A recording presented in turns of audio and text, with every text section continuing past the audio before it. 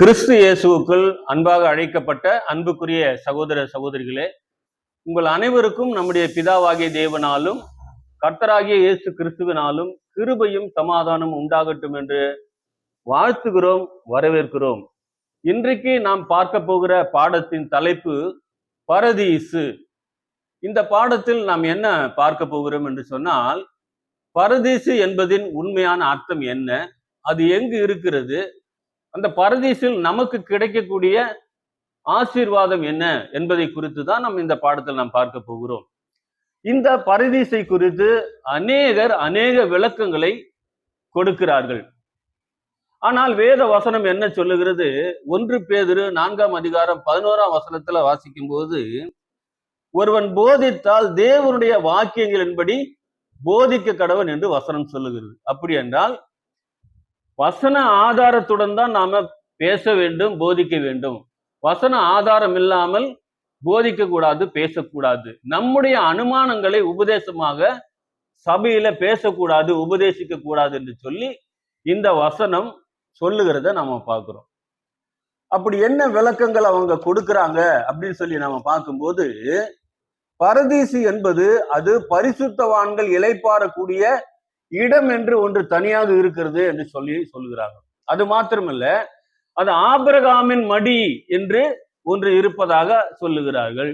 அடுத்தது தாழ்ந்த பாதாளம் ஒன்று இருக்குது, மேல் பாதாளம் என்று ஒன்றும் இருக்கிறது. இந்த பரதீசு என்பது மேல் பாதாளத்தை அடையாளப்படுத்துகிறது என்றும் சொல்லுகிறார்கள். அது மட்டுமல்ல, ஒரு சிலர் சொர்க்கம் என்றும் சொல்லுகிறார்கள், ஏதேன் தோட்டம் என்றும் சொல்லுகிறார்கள். இப்படி அநேக விளக்கங்களை இந்த பரதீசுக்கு கொடுக்கிறார்கள் என்பதை நாம பார்க்கிறோம். இப்போ நாம் இந்த பரதீசின் உண்மையான அர்த்தம் என்ன என்பதை நாம் இந்த பாடத்தின் மூலமாக நாம் ஆராய்ந்து பார்த்து அதனோட உண்மையான பரதீசை நாம கண்டுபிடிக்கலாம். வாசிக்கலாம். ஆதார வசனம் லூக்கா 23ஆம் அதிகாரம் 43ஆம் வசனத்தை நாம் வாசிக்கலாம். இயேசு அவனை நோக்கி, இன்றைக்கு நீ என்னுடனே கூட பரதீசில் இருப்பாய் என்று மெய்யாகவே உனக்கு சொல்லுகிறேன் என்றார். இங்கே இந்த பாடத்தை பார்க்க காரணமான வசனமும் இதுதான். இங்குதான் அந்த தேடல் ஆரம்பிக்கிறது அப்படின்னு சொல்லி நம்ம பார்க்கிறோம். இந்த வசனத்தில் நாம கவனிக்க வேண்டியது என்னவென்று சொல்லி பார்க்கும்போது, நம்முடைய ஆண்டவராகிய இயேசு கிறிஸ்து எதை பேசினாலும் அதுல ஒரு ட்விஸ்ட் வச்சுதான் பேசுவாரு. அப்படிதான் இந்த வசனத்திலையும் ஒரு ட்விஸ்ட் வச்சு பேசியிருக்காரு. என்ன ட்விஸ்ட் வச்சிருக்காரு அப்படின்னு சொல்லி பார்க்கும்போது, கல்லனுடைய வேண்டுதலும் அதற்கு நம்முடைய ஆண்டவராக இயேசு கிறிஸ்து கொடுத்த பதிலும் தான் அது ட்விஸ்டாக இருக்குது. வாசிக்கலாம். லூக்கா 23ஆம் அதிகாரம் 42, 43 2 வசனங்களை வாசிக்கலாம். கல்லன் இயேசுவை நோக்கி, ஆண்டவரே, நீர் உம்முடைய ராஜ்யத்தில் வரும்போது அடியேனை நினைத்தருளும் என்றார். இயேசு அவனை நோக்கி, இன்றைக்கு நீ என்னுடனே கூட பரதீசில் இருப்பாய் என்று மெய்யாகவே உனக்கு சொல்லுகிறேன் என்று சொல்லி சொன்னார். இந்த வசனத்தினுடைய அர்த்தம் என்னவென்று சொல்லி நாம போன வீடியோலயே நாம தெளிவாக பார்த்துட்டோம். என்ன பார்த்தோம்? கல்லன் கேட்டது, உம்முடைய ராஜ்யத்தில் வரும்போது அடியேனை நினைத்தருளும் அப்படின்னு தான் சொல்றாரு, கேட்கிறாரு, வேண்டுதல் வைக்கிறாரு. அதுக்கு நம்முடைய ஆண்டவராக இயேசு கிறிஸ்து என்ன சொல்றாரு? அந்த ராஜ்யம் வரும்போது, என்னுடைய ராஜ்யம் வரும்போது அந்த ராஜ்யத்துல உனக்கு நான் இடம் கொடுக்கிறேன் அப்படின்னு சொல்லி இன்றைக்கு வாக்கு கொடுக்கிறேன்னு சொல்லி அதை தான் சொல்றாரு. இப்போ நம்ம அது போன வீடியோவிலே நாம அதை தெளிவா பார்த்துட்டோம். பார்க்காதவர்கள் அந்த வீடியோவை நீங்க பார்த்துக்குங்க. இப்ப நாம பார்க்க போகுது பரதீசு என்பதை பற்றி தான் நாம பார்க்க போகிறோம். இப்ப இந்த 42ஆம் வசனத்துல கல்லன் கேட்டது ராஜ்யத்துல நான் இருக்கணும்னு சொல்லிதான் கல்லன் கேட்கிறாரு. ஆனா அதுக்கு நம்முடைய ஆண்டவராக இயேசு கிறிஸ்து பதில் என்ன, அவர் கொடுத்த பதில் என்ன சொல்லி பார்க்கும்போது, பரதீசில் உனக்கு நான் இடம் தரேன்னு சொல்றாரு. அப்ப ஏன் இங்க மாத்தி பேசுறாரு? அப்ப ராஜ்யத்தில் உனக்கு இடம் கிடைக்காது, பரதீசில் வேணா உனக்கு இடம் கொடுக்குறேன் அப்படின்னு சொல்லி சொல்றாரா? அப்ப மொத்தம் எத்தனை இடம் தான் தேவனுக்கு என்று இருக்குது? இப்போ நமக்கு தெரிஞ்சு பரலோகம் ஒண்ணு இருக்கு, அப்புறம் பூலோகம் ஒண்ணு இருக்கு. அப்புறம் இந்த வசனத்துல சொல்வதை பார்த்தா பரதீசுன்னு ஒண்ணு இருக்கு, அப்புறம் தேவனுடைய ராஜ்யம் அப்படின்னு ஒண்ணு இருக்கு. அப்போ 4 இடங்கள் இருக்கா தேவனுக்கு சொந்தமான இடம் அப்படின்னு சொல்லி நாம் இது யோசிக்க தோணுது. ஆனா வேத வசனம் என்ன சொல்லுது அப்படின்னு சொன்னா 2 இடம் தான் இருக்கு அப்படின்னு சொல்லி வேத வசனம் தெளிவுபடுத்துகிறது. அதை கூட நாம வாசிக்கலாம். எபேசியர் 1ஆம் அதிகாரம் 9ஆம் வசனத்துல நாம் வாசிக்கலாம். காலங்கள் நிறைவேறும் போது விளங்கும் நியமத்தின்படி பரலோகத்தில் இருக்கிறவைகளும் பூலோகத்தில் இருக்கிறவைகளும் ஆகிய சகலமும் கிறிஸ்துவுக்குள்ளே கூட்டப்பட வேண்டும் என்று. இந்த வசனம் பாருங்க தெளிவா சொல்லுகிறது, பரலோகத்தில் உள்ளவைகளும் பூலோகத்தில் உள்ளவைகளும். அப்போ 2 இடம் தான் இருக்குதுன்னு சொல்லிட்டு இந்த வசனம் தெளிவுபடுத்துகிறது. 4 இடங்கள் இல்ல அப்படிங்கிறத நாம முதல்ல புரிஞ்சுக்கணும். பரலோகத்தில் உள்ளவைகளும் பூலோகத்தில் உள்ள சகலமும்னா கிறிஸ்துவுக்குள்ள கூட்டப்படணும்னு சொல்லும் போது அப்ப 2 இடம் தான் இருக்குது, 4 இடங்கள் இல்ல அப்படிங்கறத இந்த வேத வசனம் தெளிவுபடுத்துகிறது. வேற 2 இடம் என்ன இருக்குது அப்படின்னா, தூதர்கள் விழுந்து போன இடம் ஒண்ணு இருக்கு. அது எதுன்னு சொன்னா வானமண்டலம் அப்படின்னு சொல்லி நம்ம எபேசியர்ல வாசிக்கிறோம். அப்ப மனுஷர்கள் விழுந்து போகிற இடம் ஒண்ணு இருக்கு. அது என்னன்னு சொன்னா மண்ணுக்குள்ள புதைக்கப்படுகிறார்கள். இது அப்ப இது 2மே மேல இருக்கிறது தூதர்கள் விழுந்து போன இடம், கீழே மண்ணுக்குள்ள மனிதர்கள் விழுந்து போகக்கூடிய இடம். இந்த 2 இடமும் பாத்தீங்கன்னா இது ஒரு துக்ககரமான இடமா இருக்கு. ஆனா பரதீசு என்பது அது ஒரு மகிழ்ச்சியான இடம், ஒரு சந்தோஷம் நிறைந்த இடம், ஒரு செழிப்பான எந்த விதமான குறைவும் இல்லாத ஒரு இடம் தான் பரதீசு அப்படிங்கிறத வேத வசனங்கள் சொல்லுகிறத நம்ம பார்க்க முடியும். அப்ப ஏன் ஆண்டவர் ராஜ்யத்தில் உனக்கு இடம் தரேன்னு சொல்லியிருக்கலாம் இல்ல, ஏன் உனக்கு பரதீசுல இடம் தரேன்னு சொல்லி சொன்னாரு அப்படிங்கிற ஒரு கேள்வி நமக்கு இங்க எழும்பும். அப்ப இதுக்கு வேத வசன ஆதாரத்தை நம்ம ஆராய்ந்து பார்க்கும்போது மத்தேயு 7ஆம் அதிகாரம் 9, 10 ஆகிய 2 வசனங்களை வாசிக்கும் போது அதுல ஒரு தெளிவு நமக்கு கிடைக்குது. வாசிக்கலாம். உங்களில் எந்த மனுஷனானாலும் தன்னிடத்தில் அப்பத்தை கேட்கிற தன் மகனுக்கு கல்லை கொடுப்பானா? மீனை கேட்டால் அவனுக்கு பாம்பை கொடுப்பானா? இங்க பாருங்க, நம்முடைய ஆண்டவராகிய இயேசு கிறிஸ்து வேத வசனம் என்ன சொல்லுதுன்னா, அவர் ஒரு விஷயம் சொல்லிட்டா 2வது மாத்துகிறவர் அல்ல. சொல்றது ஒன்றும் செய்யறது ஒன்றும் இல்ல. வேத வசனம் சொல்லுகிறது நீதியும் நியாயமும் அவருடைய சிங்காசனத்தின் ஆதாரம் என்று வேத வசனம் சங்கீதத்தை நாம் வாசிக்கிறோம். அப்படின்னா என்ன அர்த்தம் அப்படின்னா, சொல்லும் செயலுமே அவருடைய சிங்காசனத்தின் ஆதாரம். அவர் மாத்தி எல்லாம் பேச மாட்டார். அப்ப இந்த வசனம் என்ன சொல்லுகிறது? இல்லை, தகப்பன் கிட்ட ஒரு அப்பத்தை கேட்கும் போது கல்லை கொடுப்பாங்களா? மீனை கேட்டா பாம்பு கொடுப்பாங்களா? கொடுக்க மாட்டாங்க இல்ல. அப்போ உங்களை காட்டில் நான் எப்படி இருக்கிறேன், பரமபிதா எப்படி இருக்காரு, அவர் மிகவும் நல்லவராக இருக்கிறார் சொல்லி நமக்கு வேத வசனங்கள் ஆதாரம் இருக்கு, நமக்கு நல்லா தெரியும். அப்போ நம்ம இந்த 2 வசனத்தில் நம்ம என்ன புரிஞ்சுக்கலாம் அப்படின்னு சொன்னா, இங்க அவரு மாத்தி கொடுக்கல அப்படிங்கறத இந்த வேத வசனம் தான் நமக்கு ஆதாரமா இருக்கு, ப்ரூஃபா இருக்குது.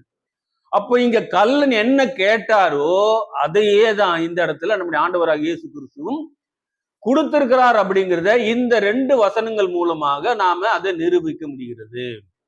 அப்படின்னு சொன்னா கல்லன் கேட்டதான் கொடுத்திருக்காருன்னா அப்ப இங்க என்ன வித்தியாசம் காணப்படுதுன்னா, பேருதான் மாறி இருக்குதே ஒழிய அவர் கொடுக்கிறேன்னு சொன்ன இடம் மாறல. அப்ப பேருதான் மாறி இருக்குது, அவர் கொடுக்கிறேன்னு சொன்ன இடம் மாறல. அப்போ நம்ம ஆரம்பத்துல பார்த்தோம் இல்லைங்களா, ஆரம்பத்துல என்ன பார்த்தோம், நம்முடைய ஆண்டவராக இயேசு கிறிஸ்து எதை பேசினாலும் அதுல ஒரு ட்விஸ்ட் வச்சுதான் பேசுவார் அப்படின்னு பார்த்தோம். அப்ப இந்த வசனத்துல வச்ச ட்விஸ்ட் என்னன்னா, இதுதான் அந்த ட்விஸ்ட். என்னது, உங்களுடைய ராஜ்யத்தில் வரும்போது அடியனை நினைத்தருள்னு சொல்லும்போது ராஜ்யத்துல உனக்கு இடம் தரேன்னு தான் சொல்லியிருக்காரு. அந்த ராஜ்யத்துக்கு என்ன பேர் வைக்கிறாருன்னா பரதீசுங்கிற பேர் வைக்கிறாரு. அவர் மாத்தி எல்லாம் பேசல, பேருதான் மாறி இருக்குதே ஒழிய அந்த இடம் என்பது மாறல அப்படிங்கிறத இந்த வசனத்துல நாம ப்ரூவ் பண்றோம், வேதம் ப்ரூவ் பண்ணுகிறது. நம்முடைய ஆண்டவராகிய இயேசு கிறிஸ்துடைய மொழியை, அவருடைய பேசுற பாஷைய முதல்ல அண்டர்ஸ்டாண்ட் பண்ணிக்கணும், நாம நல்லா புரிஞ்சுக்கணும். அதான் நாம அந்த கோடி துண்டு பழைய வஸ்திரங்கிற பாடத்துல எல்லாம் நம்ம பார்த்திருப்போம். வேதம் எப்படி எழுதப்பட்டு இருக்கிறது, எப்படி டிசைன் பண்ணிருக்காரு, நம்ம ஆண்டவர் எந்த வடிவத்துல எல்லாம் எழுதி கொடுத்திருக்கிறாரு அப்படின்னு சொல்லி நம்ம ஏற்கனவே பாடங்களை நம்ம பார்த்திருப்போம். அதை மனசுல வச்சு நாம இதை அப்ரோச் பண்ணும்போது நமக்கு நிச்சயமாவே இதெல்லாம் ஆமா கரெக்டு தான் அப்படிங்கிறது நாம புரிஞ்சுக்க முடியும். அப்ப நம்ம ஆண்டவராக இயேசு கிறிஸ்துடைய அவருடைய மொழியை, அவருடைய பாஷையை நம்ம என்ன பண்ணணும்? புரிஞ்சுக்கணும். இங்க மத்தேயு 9ஆம் அதிகாரம் 24ஆம் வசனத்தை வாசிக்கலாம். அதுல என்ன சொல்ற பாருங்க, விலகுங்கள், இந்த சிறு பெண் மரிக்கவில்லை, நித்திரையாய் இருக்கிறாள் என்றார். அதற்காக அவரை பார்த்து நகைத்தார்கள். இந்த இடத்துல ஒரு பெண்ணு, சின்ன பெண்ணு மரிச்சிருக்கா. அவங்க தகப்பன் கூட்டிட்டு வராரு. அதுக்குள்ள அந்த பெண்ணு என்ன ஆச்சுன்னா மரிச்சாச்சு. இப்ப ஆண்டவராக இயேசு கிறிஸ்து என்ன சொல்றாருன்னா, அங்க நிக்கிறவங்களை பார்த்து விலகி போங்க, இந்த பெண் என்ன பண்ணல, சிறு பெண் மரிக்கல, நித்திரையா இருக்கிறான்னு சொல்லும் போது அங்க இருக்கிறவங்க எல்லாம் சிரிக்கிறாங்க. சரி, இது ஒரு வசனம். அடுத்த வசனம் கூட வாசிக்கலாம். யோவான் 11ஆம் அதிகாரம் 11ஆம் வசனத்துல என்ன சொல்றாரு, இவைகளை அவர் சொல்லிய பின்பு அவர்களை நோக்கி, நம்முடைய சிநேகிதனாகிய லாசரு நித்திரை அடைந்திருக்கிறான், நான் அவனை எழுப்ப போகிறேன் என்றார். இங்க பாத்தீங்களா, இங்க என்ன சொல்றாரு, லாசரு நித்திரை அடைந்திருக்கிறான், நான் அவனை எழுப்ப போறேன் அப்படின்னு சொல்றாரு. அந்த இடத்துல வாசிக்கும்போது, தொடர்ந்து வாசிக்கும்போது நமக்கு நல்லாவே தெரியும், சீசர்கள் என்ன சொல்லுவாங்க, அவன் நித்திரை அடைஞ்சா அவன் தானே எழுந்திருப்பான, நம்ம ஏன் போய் எழுப்பணும் அப்படிங்கிற விஷயத்த சொல்லுவார். அப்ப அவங்களுக்கெல்லாம் அது புரியல. அப்ப இந்த 2 வசனத்தில் நம்ம என்ன பாக்குறோம்னா, நம்முடைய ஆண்டவர் ஆகிய மொழியை, ஒரு பாஷையை நாம பாக்குறோம். அப்போ இங்க என்ன செய்யறாரு அப்படின்னா, இந்த மரணத்துக்கு நித்திரை என்கிறதான ஒரு பேர் வைக்கிறாரு அப்படிங்கிறத நம்ம புரிஞ்சுக்கணும். அடுத்தது மத்தேயு 9ஆம் அதிகாரம் 15ஆம் வசனம் வாசிக்கும் போது, அதற்கு இயேசு, மணவாளன் தங்களோடு இருக்கையில் மணவாளனுடைய தோழர் துயரப்படுவார்களா? மணவாளன் அவர்களை விட்டு எடுபடும் நாட்கள் வரும், அப்பொழுது உபவாசிப்பார்கள். இந்த வசனம் நமக்கு நல்லா தெரியும். யோவானுடைய சீசர் கேட்கிறாங்க, நாங்களும் பரிசேயரும் அநேக தரம் உபவாசிக்கிறோம், உம்முடைய சீசர்கள் ஏன் உபவாசிக்கிறது இல்லை அப்படின்னு சொல்லி கேட்கும் போதுதான் அந்த உபவாசத்தை குறித்து தான் இங்க என்ன சொல்றாரு, மணவாளன் தங்களோடு இருக்கையில் மணவாளனுடைய தோழர் உபவாசிப்பார்களா அப்படின்னு தானே அவர் கேட்கணும். ஆனா இங்க என்ன சொல்றாரு, துயரப்படுவார்களா அப்படின்னு கேட்கிறாரு. சொல்லிட்டு அடுத்தது வசனம் தொடர்ந்து வாசிக்கும் போது, மணவாளன் அவர்களை விட்டு எடுபடும் நாட்கள் வரும், அப்பொழுது உபவாசிப்பார்கள். இப்படி இங்க எப்படி மாத்துறாரு பாருங்களேன். இதுதான் அவர் வைக்கிற ட்விஸ்ட், இதுதான் அவருடைய பாஷை அப்படின்னு நம்ம முதல்ல புரிஞ்சுக்கணும். இப்ப இந்த இடத்துல உபவாசத்துக்கு துயரம் என்கிறதான ஒரு பேர் வைக்கிறாரு. அப்ப இதுக்கு நிறைய விளக்கங்கள் இருக்கு. இதை நம்ம தனியா உபவாசங்கிற பாடத்துல பார்த்தாதான் இதனுடைய காரியங்கள் நமக்கு புரியும். அப்ப நம்ம ஆண்டவருடைய லாங்குவேஜை நம்ம புரிஞ்சுக்கணும், அவர் எப்படி பேசுறாருங்கிறது. அடுத்தது மத்தேயு 16ஆம் அதிகாரம் 19ஆம் வசனம் வாசிக்கும் போது அதுல என்ன சொல்றாருன்னா, பரலோக ராஜ்யத்தின் திறவுகோல்களை நான் உனக்கு தருவேன்னு சொல்லிட்டு பேதுருகிட்ட அதை சொல்றாரு. பரலோக ராஜ்யத்தின் திறவுகோல்களை நான் உனக்கு தருவேன்னு சொல்லிட்டு பேதுருகிட்ட சொல்றாரு. அதுக்கு முன்னாடி இருக்கிற 18ஆம் வசனம் நான் வாசிக்கும் போது அதுல என்ன சொல்லியிருப்பாருன்னா, இந்த கல்லின் மேல் என் சபையை நான் கட்டுவேன்னு சொல்லுவாரு. அப்ப அடுத்ததுதான் வரும்போது பரலோக ராஜ்யத்தின் திறவுகோல்களை உனக்கு தரேன்னு சொல்றாரு. அப்போ இங்க சபைன்னு சொல்லிட்டாரு 18ஆவது வசனத்துல. அப்போ 19ஆவது வசனத்துல என்ன சொல்றாருன்னா, பரலோக ராஜ்யத்தின் திறவுகோல். அப்போ இங்க சபையை தான் என்ன சொல்றாருன்னா, பரலோக ராஜ்யம் என்கிற பேரை மாற்றி வைக்கிறாரு அப்படின்னு சொல்லி நம்ம பாக்குறோம். இப்ப 3 விஷயத்த நாம பார்த்துட்டோம். மரணத்துக்கு நித்திரை அப்படிங்கிற பேர் வைக்கிறாரு, உபவாசத்துக்கு துயரம் என்கிற பேர் வைக்கிறாரு, இங்க சபைக்கு பரலோக ராஜ்யம் பேர் வைக்கிறாரு. இதே மெத்தட்ல தான், இதே பேட்டர்ல தான் என்ன இங்க செய்யறாருன்னா, இந்த தேவனுடைய ராஜ்யத்துக்கு பரதீசு அப்படிங்கிற ஒரு பேர் வைக்கிறாரு நாம புரிஞ்சுக்கணும். அப்ப இதை நாம புரிஞ்சுக்கிட்டாலே நாம இந்த இடத்திலே பாடம் க்ளோஸ் ஆயிரும். இதை நம்ம தெரிஞ்சுக்கிட்டோம்னா ஆமா அப்படிங்கிறத நாம என்ன பண்ணிடலாம், கரெக்டு தான் அப்படின்னு நாம புரிஞ்சுக்கலாம். அப்போ நம்ம வேத வசனத்தையும் அவருடைய லாங்குவேஜ் இது எல்லாத்தையும் நம்ம புரிஞ்சுக்கிட்டோம்னா நமக்கு எல்லாமே தெளிவாயிரும். ஆனாலும் அநேக விளக்கங்களும் கூட நம்ம தொடர்ந்து நம்ம பார்க்கலாம். அதனாலதான் என்ன சொல்றாரு, தேவனுடைய ராஜ்யத்துக்கு என்ன சொல்றாரு, பரதீசுங்கிற பேர் வைக்கிறாரு. அவர் என்ன கேட்கிறாரு, உம்முடைய ராஜ்யத்தில் வரும்போது அடியனை நினைத்தருள்னு சொல்லும் போது அந்த ராஜ்யத்துக்கு தான் பரதீசின் பேர் வச்சு, இன்றைக்கு நான் உனக்கு சொல்லுகிறேன், நீ என்னுடன் கூட பரதீசில் இருப்பாய், ராஜ்யத்தில் இருப்பாய்ங்கிறத பரதீசில் இருப்பாய்ங்கிற அந்த பேர் தான் மாத்துறாரு. இடமெல்லாம் என்ன பண்ணலன்னா மாறல. அப்ப இந்த ராஜ்யத்துக்கு பரதீசுங்கிற ஒரு பேர் வைக்கிறார். இங்க ஒரு விஷயம் நல்லா தெரிஞ்சுக்கணும், தேவனுடைய ராஜ்யம் என்பதும் கிறிஸ்துவின் ராஜ்யம் என்பதும் வேறு வேறு தனியா நாம பிரிக்க முடியாது. தேவனுடைய ராஜ்யம் சொன்னாலும் அது கிறிஸ்துவின் ராஜ்யம் தான், கிறிஸ்துவின் ராஜ்யம் சொன்னாலும் அது தேவனுடைய ராஜ்யம் தான். இதுல நம்ம என்ன பண்ணக்கூடாதுன்னா குழப்பிக்க கூடாது சொல்லி பாக்குறோம். இதுதான் அவர் வசனத்துல வச்ச ட்விஸ்ட். நம்ம பார்த்தோம்ல, அவரு பேசும்போது ஒரு ட்விஸ்ட் வச்சு பேசுவாருன்ட்டு. அப்ப இதுதான் இந்த வசனத்துல அவர் வச்ச ட்விஸ்ட். நம்ம ஆங்கிலத்துல ட்விஸ்ட்னு சொல்றோம், ஆனா தமிழ்ல சொன்னா எப்படி சொல்லலாம்? ஒரு திருப்பம் சொல்லலாம், இல்லைன்னா ஒரு மாற்றம் அப்படின்னு சொல்லலாமா? இது அப்படி நம்ம சொல்லிக்கலாம். இப்போ இங்க நம்ம பார்த்தோம்ல, அப்போ பரதீசுங்கிறத நம்ம என்ன புரிஞ்சுக்கணும்னா, பரதீசு என்பது வேற அல்ல, தேவனுடைய ராஜ்யம் என்பது வேற அல்ல. அப்ப தேவனுடைய ராஜ்யத்துக்கு தான் இங்க பரதீசு அப்படிங்கிற ஒரு பேர் வைக்கிறாருங்கிறத நாம புரிஞ்சுக்கணும். இப்போ மத்தேயு 6ஆம் அதிகாரம் 10ஆம் வசனம், 9, 10 இந்த வசனங்கள்லாம் நமக்கு தெரியும், நான் நிறைய டைம் பார்த்துட்டோம். இப்போ இங்க சொல்லப்பட்டத நாம இந்த பரதீச இந்த மத்தேயு 6:10க்கு நாம அப்ளை பண்ணி பார்க்கும்போது அதனுடைய விஷயம் நமக்கு தெரியும்.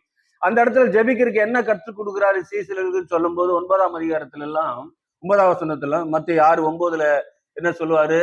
பரமண்டலங்களில் இருக்கிற எங்கள் பிதாவே, உம்முடைய நாமம் பரிசுத்தப்படுவதாக, உம்முடைய ராஜ்யம் என்ன பண்ணணும்? வருவதாக அப்படின்னு சொல்லி அந்த இடத்துல ஜெபம் பண்ணுவாரு. அப்போ இந்த ராஜ்யத்துக்கு பரதீசு அப்படின்னு சொல்லி பேர் வைக்கிறார் அப்படின்னு சொல்லும்போது, இந்த பரதீசுங்கிற வார்த்தையை, அந்த ராஜ்யத்தை எடுத்துட்டு இந்த இடத்துல பரதீசுங்கிற வார்த்தையை வச்சு நம்ம அப்ளை பண்ணி பார்த்தா எப்படி தெரியும்? எப்படி இருக்கும்?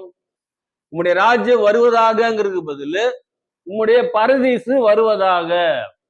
அப்ப பரதீசு வருவதாகன்னா இது எதை நோக்கி ஜெபம் பண்றாரு? பரலோகத்தை நோக்கி ஜெபம் பண்றாரு. பரமண்டலங்கள் இருக்கிற எங்க பரலோக பிதாவே அப்படின்னா, அப்ப இந்த ராஜ்யம் எங்க இருக்குது? பரலோகத்துல பரமண்டலத்தில் இருக்குது.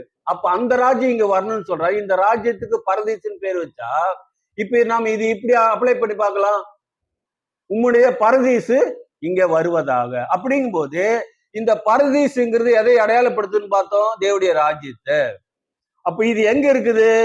மேல இருக்கு, பரலோகத்துல. அப்ப பரதீசு என்பது எதை அடையாளப்படுத்துது?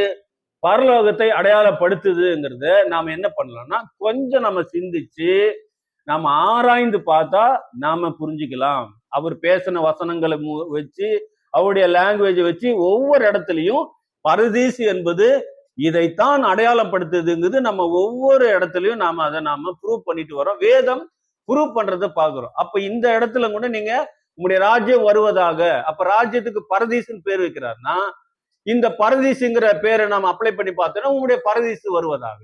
அப்படின்னா அந்த பரதீசு எங்க இருக்கு? பரலோகத்துல இருக்கு. அப்ப பரலோகத்தை தான் அது அடையாளப்படுத்துது. நம்ம தெளிவா புரிஞ்சுக்க முடியும். ஒவ்வொரு இடத்துலயும் நாம அதை வேதம் கன்ஃபார்ம் பண்றதை நாம பாக்குறோம்.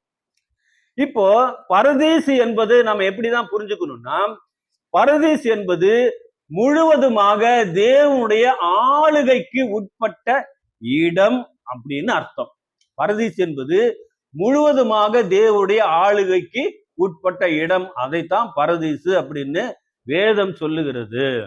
நல்லா கவனிங்க, ஆதியில் இருந்த ஏதேன் தோட்டமும் பரதீசாகத்தான் இருந்தது அப்படின்னு சொன்னா, முழுவதுமாக தேவனுடைய ஆளுகைக்கு உட்பட்ட இடமாகத்தான் இருந்தது. ஆனா என்ன ஆச்சு? கொஞ்ச நாள் கழிச்சு, கொஞ்சம் வருஷம் கழிச்சு என்ன ஆச்சுன்னா, இந்த ஆதாம் ஏவாளுக்குள்ள சாத்தானுடைய அந்த இன்ஃபுளுன்ஸ் சொல்ற மாதிரி, சாத்தானுடைய அந்த செயல் உள்ள இவங்களுக்குள்ள வந்தனால இவங்க எங்க இருந்தாங்க? ஏதேன் தோட்டத்துல. அப்போ சாத்தானுடைய காரியம் ஏதேன் தோட்டத்துக்குள்ள வந்துருச்சு. அப்ப ஏதேன் தோட்டம் சொல்லும்போது, அப்ப இங்க பரதீசுன்னு சொல்லும்போது நம்ம என்ன சொல்றோம்?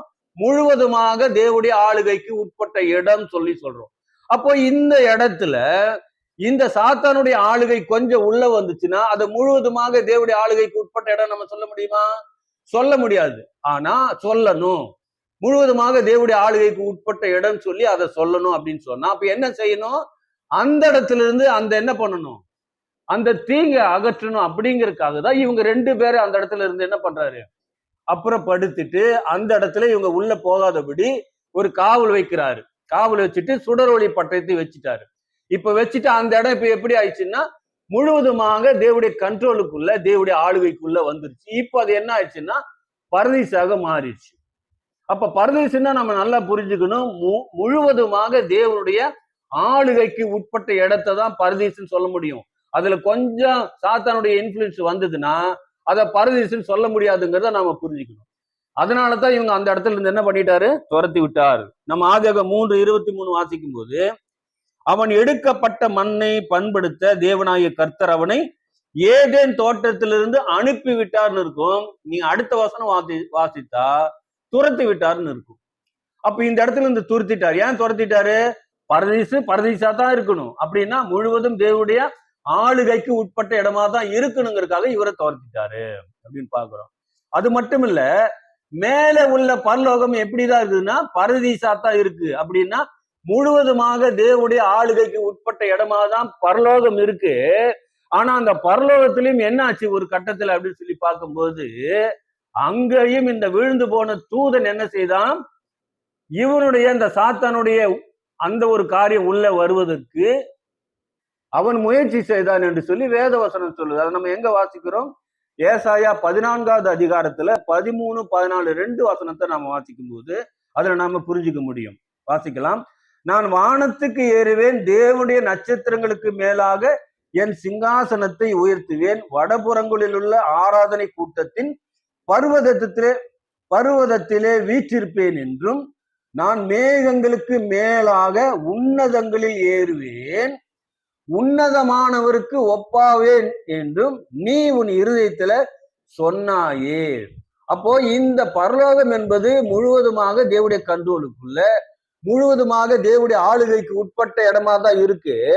அந்த இடத்துல இந்த விழுந்து போன தூதன் என்ன செய்யறான்னா, பிதாவாகிய தேவனுக்கு ஈக்குவலா நான் என்ன பண்ணுவேன், என்னை உயர்த்தி அதுக்கு நேராக வருவேன்னு சொல்லி தன்னுடைய சிந்தையில அந்த எண்ணம் கொண்டபடினால முழுவதுமாக தேவனுடைய ஆளுகைக்கு உட்பட்ட இடம் இப்ப என்னவா மாறப்போகுது அப்படின்னா, கொஞ்சம் இந்த சாத்தானுடைய ஆளுகை வரும்போது அது எப்படி இருக்கும், முழுவதுன்னு சொல்ல முடியுமா? இருக்காது. அப்ப அவர் என்ன செய்யறாரு, இந்த எண்ணம் சாத்தானுக்குள்ள வந்த உடனே அவனை அந்த இடத்துல இருந்து தள்ளி விடுறாரு. அந்த இடத்துல இருந்து கீழே தள்ளிட்டாரு. அப்ப கீழே தள்ளி விட்ட உடனே இப்ப மறுபடியும் என்ன ஆயிடுச்சு, அந்த இடம் முழுவதுமாக தேவனுடைய ஆளுகைக்கு உட்பட்ட இடமாக மாட்டி. இதைதான் நம்ம முதல்ல நல்லா புரிஞ்சுக்கணும். அப்ப பரதீசி என்பது முழுவதுமாக தேவனுடைய ஆளுகைக்கு உட்பட்ட இடம். அந்த இடத்துல இவனை வைக்கும் போது, இவன் தன்னுடைய ஒரு காரியத்தை உள்ள கொண்டு வரும்போது அது எப்படி இருந்ததுன்னா, பரதீசிங்கிறது நிலைமை மாறக்கூடிய சூழ்நிலை இருந்தது. அதனால அவனை தள்ளி விட்டார் அப்படின்னு சொல்லி நம்ம இங்க பாக்குறோம். இப்போ ரெண்டு காரியம் இருக்க முடியுமா? ரெண்டு காரியம் இருக்க முடியாது. வசனம் என்ன சொல்லுது? நீதிக்கும் அநீதிக்கும் சம்பந்தம் இல்லை, ஒளிக்கும் இருளுக்கும் ஐக்கியம் இல்லை. அப்ப பரதீசுனா எப்படிதான் இருக்கணும், தேவன் மட்டும்தான் இருக்கணும், அவருடைய ஆளுகை தான் முழுவதுமாக இருக்கணும். அந்த இடத்துல கொஞ்சம் இருளையும் நம்ம அலோவ் பண்ணா அதுக்கு பேர் என்னவா இருக்காது, அது முழுவதுமாக தேவனுடைய ஆளுகைக்கு உட்பட்ட இடம் நம்ம சொல்ல முடியாது. அப்படி சொல்ல முடியலன்னா அந்த பரதீசுங்கிற பேரே நம்ம வைக்க முடியாது அப்படிங்கிறத நாம தெளிவாக புரிந்து கொள்ள வேண்டும். ஆனா பூலோகம் அப்படி இல்லை. இப்ப பூலோகம் அப்படி இல்லை. பூலோகம் எப்படி இருக்குன்னா தேவனுடைய ஆளுகைக்கு உட்பட்ட இடமாக இப்ப இருக்குதா அப்படின்னா இல்ல. அது நமக்கு நல்லாவே தெரியும். இப்ப யாருடைய கண்ட்ரோல்ல இருக்கு? அது முழுவதுமாக சாத்தானுடைய கண்ட்ரோல்ல தான் இருக்கு. இனிமே எப்படி வரும்னா இது தேவனுடைய கண்ட்ரோலுக்குள்ள என்ன பண்ணும், வரும் அப்படிங்கிறத அப்போஸ்தலனாகிய பவுல் பதிவு செய்து வச்சுக்க. அதை கூட வாசிக்கலாம். 1 கொரிந்தியர் 15வது அதிகாரம் 27, 28 2 வசனங்களை வாசிக்கலாம். சகலத்தையும் அவருடைய பாதத்துக்கு கீழ்ப்படுத்தினாரே, ஆகிலும் சகலமும் அவருக்கு கீழ்ப்படுத்தப்பட்டதென்று சொல்லி இருக்கும் போது சகலத்தையும் அவருக்கு கீழ்ப்படுத்தினவர் கீழ்ப்படுத்தப்படவில்லை என்பது வெளியரங்கமாயிருக்கிறது. சகலமும் அவருக்கு கீழ்ப்பட்டிருக்கும் போது தேவனே சகலத்திலும் சகலமுமாய் இருப்பதற்கு தேவன் குமாரன் தாமும் தமக்கு சகலத்தையும் கீழ்ப்படுத்தினவருக்கு கீழ்ப்பட்டிருப்பார். இந்த வசனத்துல 2 வசனத்துல அப்போஸ்தலனாகிய பவுல் என்ன சொல்றாருன்னா, இனிமேல் இந்த பூமி முழுவதுமாக தேவனுடைய ஆளுகைக்கு உட்பட்ட இடமாக வரும் அப்படிங்கிறத இந்த இடத்துல என்ன பண்றாருன்னா சொல்றாரு. அப்ப இப்ப என்னவா இல்லைன்னா, இப்ப இந்த பூமி பரதீசுன்னு சொல்ல முடியாது. ஏன் இதை சொல்ல முடியாதுன்னா, முழுவதுமாக தேவனுடைய ஆளுகைக்கு உட்பட்ட இடமா இல்ல. இது யாருடைய ஆளுகைக்குள்ள இருக்குது? சாத்தானுடைய ஆளுகைக்குள்ளதான் 3/4 பாகம் இருக்கு. 3/4 பாகம் 75% சாத்தானுடைய ஆளுகைக்குள்ள இருக்குது. நாம் இந்த சபையார் இருப்பதனால இந்த 25% நம்ம சொல்லலாம். அவ்வளவுதான் இந்த பூமியில எப்படி இருக்குன்னா தேவனுடைய இன்ஃபுளுன்ஸ் இருக்கு, தேவனுடைய காரியங்கள் இருக்கு. ஆனா 3/4 பாகம் எப்படி இருக்குன்னா சாத்தானுடைய ஆளுகை இருக்கு. ஆகையினால இது என்ன பண்ண முடியாது, பரதீசுன்னு சொல்ல முடியாது. ஆனா பின்வரும் காலங்களில இந்த பூமியை தான் என்ன சொல்ல போறாருன்னா பரதீசுன்னு சொல்ல போறாரு. ஏன்? அப்ப முழுவதுமாக தேவனுடைய ஆளுகைக்குள்ள, கண்ட்ரோலுக்குள்ள வரும். அப்போ பரதீசுன்னு பேர் வச்சா கரெக்டா இருக்கும் அப்படிங்கிறத பாக்குறோம். அதனால பரதீசு என்பது வேறு எதுவும் அல்ல, அது முழுவதுமாக தேவனுடைய ஆளுகைக்கு உட்பட்ட இடம் அப்படிங்கிறத நாம தெளிவா புரிஞ்சுக்கணும். அதனாலதான் இப்ப அந்த பூமி என்ன பண்ண முடியாது, பரதீசுன்னு சொல்ல முடியாது. இப்ப இந்த பூமியை தான் அவர் எப்படி மாத்த போறாருன்னா பரதீசாக, முழுவதும் தேவனுடைய ஆளுகைக்கு உட்பட்ட இடமாக மாற்ற போகிறார் என்பதை அப்போஸ்தலனாகிய பவுல் சொன்ன 1 கொரிந்தியர் 15ஆம் அதிகாரம் 27, 28 வசனங்கள் அதை தெளிவுபடுத்துகிறது என்கிறத நாம பார்த்துட்டோம். இப்போதைக்கு பரதீஸ் என்பது, நல்லா கவனிங்க, இப்போதைக்கு பரதீஸ் என்பது மேலே உள்ள பரலோகத்தை மாத்திரம்தான் அடையாளப்படுத்தும். வேறு எங்கேயுமே பரதீசுங்கிற பேரு எதுக்குமே வைக்க முடியாது. மேல இருக்கிற பரலோகத்தை மாத்திரமே இப்போதைக்கு பரதீஸ் சொல்லி அடையாளப்படுத்த முடியும். பின்வரும் காலங்களிலே நம்ம பார்த்தோம்ல, பின்வரும் காலங்களில பூமியில் ஸ்தாபிக்கப்பட போகிற இந்த கிறிஸ்துவின் ராஜ்யத்துக்கு அப்புறம் பரதீசுங்கிற பேர் வரும். இப்போதைக்கு பரலோகத்தை தான் பரதீசு அப்படின்னு சொல்லி வேதம் சொல்லுகிறது. இப்ப இந்த பரதீசை குறித்து அப்போஸ்தலனாகிய பவுல் சொல்றது கூட நம்ம வாசிக்கலாம். 2 கொரிந்தியர் 12ஆவது அதிகாரம் 3 வசனங்கள், 1-3 வரைக்கும் உள்ள 3 வசனங்களை வாசிக்கலாம். மேன்மை பாராட்டுகிறது எனக்கு தகுதி அல்லவே, ஆகிலும் கர்த்தர் அருளிய தரிசனங்களையும் வெளிப்படுத்தல்களையும் சொல்லுகிறேன். கிறிஸ்துவுக்குள்ளான ஒரு மனுஷனை அறிவேன். அவன் 14 வருஷத்துக்கு முன்னே 3ஆம் வானம் வரைக்கும் எடுக்கப்பட்டான். அவன் சரீரத்தில் இருந்தானோ சரீரத்துக்கு புறம்பாய் இருந்தானோ அதை அறியேன், தேவன் அறிவார். அந்த மனுஷன் பரதீசுக்குள் எடுக்கப்பட்டு மனுஷர் பேசப்படாததும் வாக்குக்கு எட்டாததுமான வார்த்தைகளை கேட்டான் என்று அறிந்திருக்கிறேன். இங்க என்ன சொல்றாரு பாருங்க, 3ஆம் வானம் வரைக்கும் ஒரு மனுஷன் எடுத்துக்கொள்ளப்பட்டாரு. அந்த மனுஷன் என்ன செய்தாராம், மனுஷர் பேசப்படாததும் வாக்குக்கு எட்டாததுமான வார்த்தைகளை பேச கேட்டான் என்று அறிந்திருக்கிறேன்னு சொல்றாரு. இது சொல்லும் போது அவர் தன்னை குறித்து நான் சொல்லி சொல்லாம அவர் தன்னை குறித்து தான் என்ன பண்றாரு, ஏன்னா அடுத்தவங்க போனா அப்படி சொல்ல முடியாதுல்ல. அதனால அவரு தன்னுடைய தரிசனத்தை குறித்து சொல்றாரு. பரதீசுக்கு 3ஆம் வானம் வரைக்கும் எடுத்துக்கொள்ளப்பட்டு அங்க இந்த தரிசனங்களை காட்சிகளை கண்டேன் என்று சொல்லி இந்த வசனத்துல பதிவு செய்யறத நம்ம பார்க்க முடியும். அப்ப இவர் எங்க போயிருக்காருன்னா 3ஆம் வானம் என்று சொல்லக்கூடிய அந்த பரலோகத்துக்கு போயிருக்காரு. அந்த பரலோகத்தை தான் பரதீசுன்னு சொல்லி இந்த இடத்துல பேர் சொல்றாரு. அந்த பரலோகத்தை தான் பரதீசுங்கிற பேரை வச்சு சொல்றாருன்னு பாக்குறோம். இப்போ இந்த வசனத்தை ஒரு சிலர் எப்படி சொல்றாங்க அப்படின்னா, இது அந்த மேல இருக்கிற அந்த பரலோகத்தையோ பரதீசை குறித்தோ இந்த இடத்துல அப்போஸ்தலனாகிய பவுல் சொல்லல, இது பேதுரு பேசியிருக்காரு. 2 பேதுரு 3ஆம் அதிகாரத்துல வாசிக்கும் போது அவர் என்ன பேசியிருக்காருன்னா, அப்போது இருந்த உலகம் சொல்லி பேசியிருப்பார். அப்போது இருந்த உலகம் ஜலப்பிரளயத்தினால் அழிஞ்சு போச்சு, இப்போது இருக்கிற உலகம் அக்கினிக்கு இரையாக வைக்கப்பட்டிருக்கிறது, அப்புறம் இனி வரும் புதிய வானமும் புதிய பூமியும் உண்டாயிருக்கும் அப்படின்னு சொல்லி அந்த இடத்துல வானம் சொல்லி வரும். அப்ப அங்க இருக்கிற ஒரு 3 வானத்தையும் இங்க சொல்லப்பட்ட 3 வானத்தையும் இதையும் அதையும் சேர்த்து முடிச்சு போட்டு என்ன பண்ணிட்டாங்க, பேச ஆரம்பிச்சிட்டாங்க. ஆனா 100க்கு 100% அது தவறான உபதேசம். எப்படி சொல்றோம் அப்படின்னு சொன்னா, இந்த 3 உலகத்தை குறித்து பேசுவதற்கு இந்த தரிசனம் அவருக்கு தேவையில்லை. எந்த 3 உலகம்? இந்த 1ஆம் உலகம், 2ஆம் உலகம், 3ஆம் உலகம் என்று சொல்லக்கூடிய இந்த 3 உலகத்தை குறித்து பேசுவதற்கு இந்த பரலோக தரிசனம் அவருக்கு தேவையில்லை. ஏன் தேவையில்லைன்னா, ஏற்கனவே முதலாவது அவர் என்ன செய்யறாரு, சீசர்களை கிறிஸ்தவர்களை துன்புறுத்துவதற்காக ஒரு லெட்டர் வாங்கிட்டு என்ன பண்றாரு, தமஸ்குக்கு போகும்போது அந்த இடத்துல ஒரு தரிசனம் பாக்குறாரு, கிடைக்குது. அந்த இடத்துல நமக்கு நல்லாவே தெரியும், நீ துன்பப்படுத்துகிற இயேசு நானு, என்னை ஏன் நீ துன்பப்படுத்துறேன்னு கேட்கிறாரு.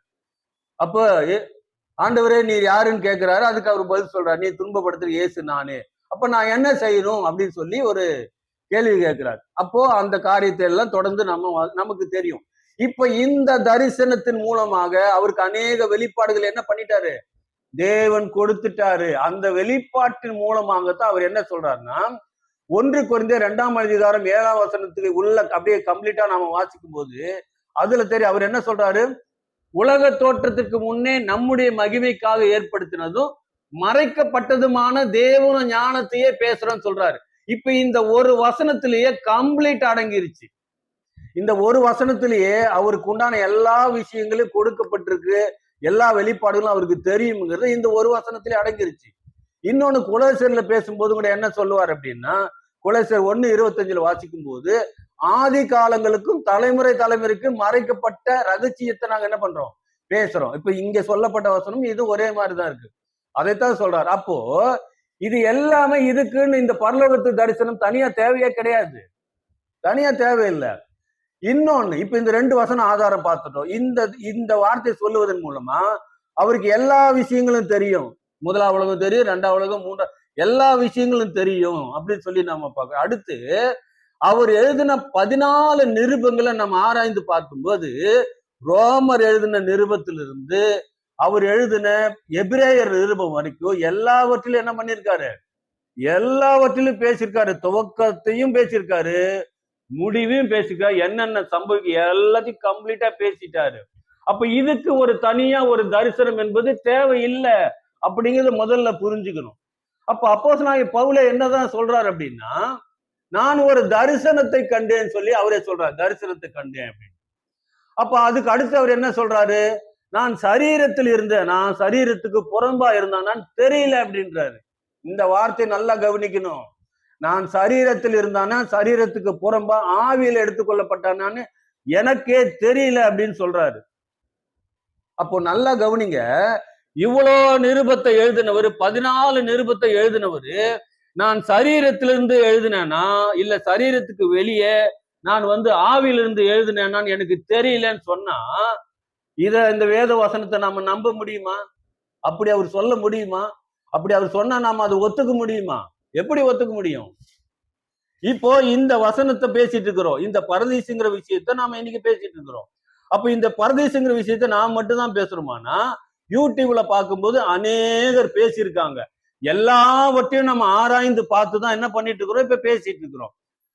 அப்போ அப்படி இருக்கும்போது, இப்போ நான் சரீரத்திலிருந்து பேசினேன்னா, சரீரத்துக்கு வெளியே இருந்து இதெல்லாம் ஆராய்ச்சி பண்ணி கொண்டு வந்தேன்னா நான் சொன்னா ஜனங்க ஏத்துக்குவாங்களா? இதை ஏத்துக்க முடியுமா?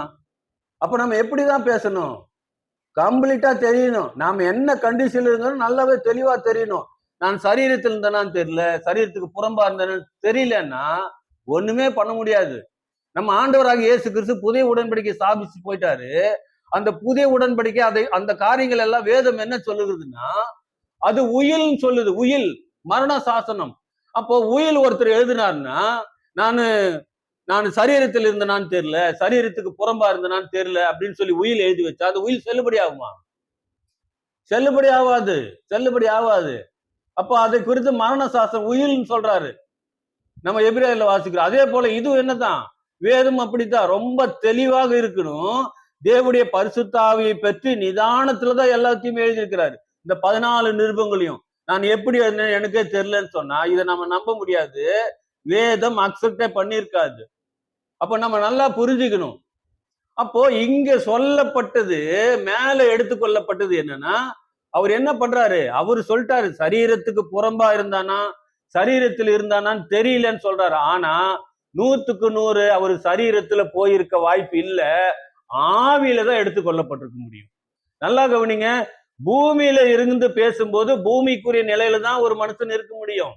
அதனாலதான் ஆண்டவராக இயேசு கிறிஸ்து இப்படி வந்தாரு மனித சரீரத்துல. அப்போ அந்த ஸ்டேஜுக்கு போகும்போது என்ன ஆகும்னா, அங்க போகும்போது அந்த சரீரத்துல, இந்த சரீரத்துல போக முடியாது, ஆவி நிலையில தான் போக முடியும் அப்படிங்கிறது இந்த இடத்துல சந்தேகமே வேண்டாம். அவர் ஆவியில தான் என்ன பண்ணிருக்காரு, போயிருக்காரு.